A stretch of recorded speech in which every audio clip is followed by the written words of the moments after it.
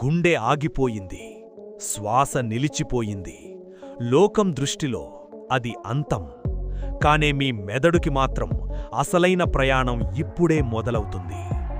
మరణించిన తర్వాత ఆ 7 నిమిషాల పాటు మెదడు ఒక వింతైన స్థితిలోకి వెళుతుంది. శరీరం స్పందన కోల్పోయినా మెదడులో మాత్రం అంతుచిక్కని విద్యుత్ తరంగాలు ఉప్పెనలా ఉవ్వెత్తున ఎగిసిపడతాయి. ఈ కొద్ది క్షణాల్లోనే కాలం ఆగిపోతుంది. సైన్స్ ప్రకారం మీ జీవితం మొత్తం ఒక సినిమాలాగా మీ కళ్ల ముందు కదులుతుంది.